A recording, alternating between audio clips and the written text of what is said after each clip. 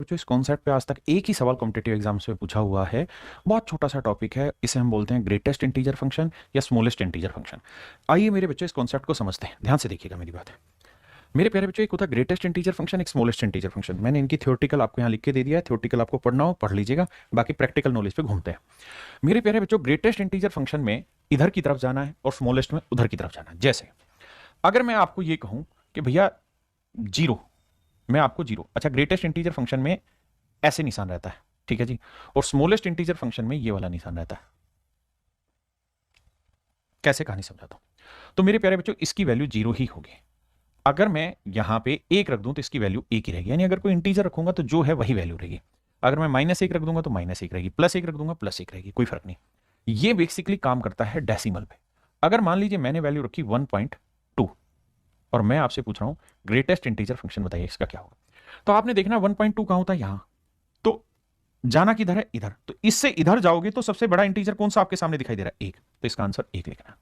अगर मान लीजिए मैंने लिखा 2.9 और मैं कहूं कि ग्रेटेस्ट इंटीजर फंक्शन बताइए क्या होगा, तो 2.9 मेरे बच्चों कहां है, तो आप कहेंगे सर 2.9 जो है वो यहां कहीं आएगा, लेट से यहां आएगा। तो इससे इधर सबसे बड़ा इंटीजर क्या आएगा, 2। तो मेरे प्यारे बच्चों मेरा आंसर होगा 2। अगर मैं आपको कहूं कि -0.8 इसका बताओ, तो आप ये देखिए 0.8 कहां होगा माइनस का, यहां। तो इससे इधर सबसे बड़ा इंटीजर क्या आ रहा है, -1। अगर मैं कह रहा हूं -1.5 तो इसकी वैल्यू क्या होगी, तो आप ये देखिए -1.5 कहां होगा, यहां। तो इससे इधर चलो, सबसे नजदीक इंटीजर इधर कौन सा आएगा, -2। तो ये मेरे प्यारे बच्चों कहलाता है greatest integer function. Smallest integer में सेम वही चीज उल्टी होती है। देखिए अगर मैं 1 रखूंगा तो आंसर 1 आएगा, 2 रखूंगा तो 2 ही आएगा। लेकिन अगर मैंने 1.3 रख दिया तो क्या आंसर आएगा, तो 1.3 कहां होगा, यहां। तो इससे इधर चलो, इधर देखो सबसे छोटा कौन सा आ रहा है इंटीजर, 2। मतलब इससे पहुंचते ही पहला कौन सा आ रहा है, मान लीजिए मैंने रखा -1.5, तो -1.5 कहां होगा, यहां। तो इससे इधर चलो और देखो सबसे पहला इंटीजर कौन सा आ रहा है, -1। तो ये मेरे प्यारे बच्चों स्मॉलेस्ट और ग्रेटेस्ट इंटीजर फंक्शन की एक बेसिक सी बात है। बस इतनी सी बात आपने समझनी और जीवन धन्य हो जाएगा। अब आते हैं सवाल पे। इस पे सवाल कैसे पूछे जाते हैं, थ्योरी है, थ्योरी को पढ़ने की जरूरत नहीं है, टाइम पास है। जैसे ये तो इंटीजर है, यही रहेगा। पूछा ग्रेटेस्ट इंटीजर, नीचे का डंडा है तो ये तो यही रहेगा। यहां आ जाइए 3.501, तो हमें ग्रेटेस्ट में कहा जाना होता है इधर। तो इससे इधर कौन सा बैठेगा, 3। -1.891, तो आप ये देखिए माइनस, भाई 0 यहां है, 1 यहां है माइनस का, और -2 यहां है। तो -1.89 कहां बैठेगा, लगभग यहां। और हमें इधर की तरफ चलना होता है तो क्या आएगा, -2। बस छोटी छोटी बातें पकड़ के चलिए।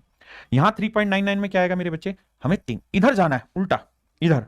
इसमें जाएंगे तो 4 आएगा मेरे बच्चे, इसमें आएंगे तो -3 पॉइंट कहां होगा, देखो ध्यान से देखना, यहां होगा -3, ठीक है जी। और आप हो -3.0 यहां।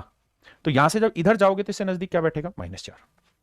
बस इतना सा बेसिक लॉजिक समझना और आपका काम हो गया। इसके ज्यादा कुछ आना नहीं पेपर में, इतनी ही बात समझ। अब इस पे कैसे सवाल पूछ सकता है पेपर में, उस बात पे चर्चा करते हैं। पहले हम स्मॉलेस्ट पे चलते हैं, फिर इस पे चर्चा करेंगे। आओ मेरे भाई स्मॉलेस्ट पे आते हैं। ये स्मॉलेस्ट में ऊपर का मुड़ा हुआ निशान होगा, इसमें कहानी इधर जाएगी, तो 4.5 से इधर जाओगे 5 आएगा। अब -5.5 से इधर आओगे तो आएगा -5।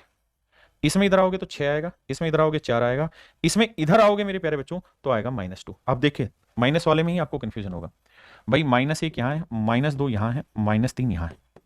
आपकी वैल्यू -2.5, तो -2.5 यहां होगी, और इससे इधर जाओगे तो नजदीक क्या बैठेगा, -2। तो ये मेरे प्यारे बच्चों मेरा आंसर हो जाएगा। अब जैसे एक सवाल आपसे पूछा गया कि भाई √70 की वैल्यू क्या होगी मेरे दोस्तों। आप कहेंगे भाई ये आएगा लगभग 8 का वर्ग होता है 64 और 9 का वर्ग होता है 81, तो 8 और 9 के बीच में आएगा, इसका उत्तर लगभग 8 पॉइंट समथिंग आएगा। और मुझे क्या निकालना है मेरे प्यारे बच्चों, स्मॉलेस्ट इंटीजर। स्मॉलेस्ट में इधर जाना होता है, तो 8 से इधर जाओगे आंसर क्या आएगा, तो स्मॉलेस्ट इंटीजर फंक्शन होगा 9। क्या होगा मेरे प्यारे बच्चों, 9। इसके नाम से कंफ्यूज नहीं होना, ये 11th क्लास का टॉपिक है, हमारा टॉपिक नहीं है, लेकिन फिर भी मैं सही आंसर तक पहुंचने की कला सिखा दे रहा हूं, ठीक है जी। अब आते हैं बाबू यहां इस वाले पे। ऐसा सवाल पूछा जा सकता है कि भाई सबसे बड़ा ग्रेटेस्ट इंटीजर फंक्शन बताइए क्या होगा। तो 1 का वर्गमूल तो 1 होगा। अब मेरे बच्चों √2 का क्या होगा, सर 1 पॉइंट समथिंग समथिंग। तो ग्रेटेस्ट में इधर की तरफ आते हैं तो 1 ही रहेगा, 3 वाले में भी 1 ही रहेगा। जब यहां 4 लिखोगे ना तो 4 का आएगा 2, तो 2 रहेगा। अब 5 लिखोगे ना मेरे बच्चे, तो 5 का भी 2 पॉइंट समथिंग रहेगा, तो इसका आंसर भी 2 आएगा। 6 में भी 2 आएगा, 7 में भी 2 आएगा, 8 में भी 2 आएगा। इसके बाद आएगा 9, 9 से क्या आना स्टार्ट हो जाएगा, 3 आना स्टार्ट हो जाएगा। 9 से क्या आना स्टार्ट हो जाएगा, 3, 9 का वर्गमूल 3। अब मैं 10 लिखूंगा मेरे बच्चों, तो √10 की वैल्यू मेरे पास 3 पॉइंट समथिंग आएगी, और मुझे चाहिए ग्रेटेस्ट, तो इधर ही आऊंगा, तो क्या आएगा मेरे बच्चे, 3 आएगा। तो 10 में भी 3, 9 में 3, 10 में 3, 11 में 3, 12 में 3, 13 में 3, 14 में भी 3 और 15 में भी 3। अब आएगा 16, 16 की वैल्यू क्या आएगी मेरे बच्चे, 4। ये मेरा आंसर हुआ। हाँ है ना। अब आप कहें सर इन्हें जोड़ना, देखिए मैंने तो एक एग्जांपल लेके समझाया आपसे, तो एक छोटा सा ही सवाल पूछा गया था बस जो पीछे कराया, तो यहाँ जोड़ लो यार सिंपल, 1 और 1 2 और 1 3, 3 2 5 2 7 2 9 और 2 11 2 13, 13 आ गया।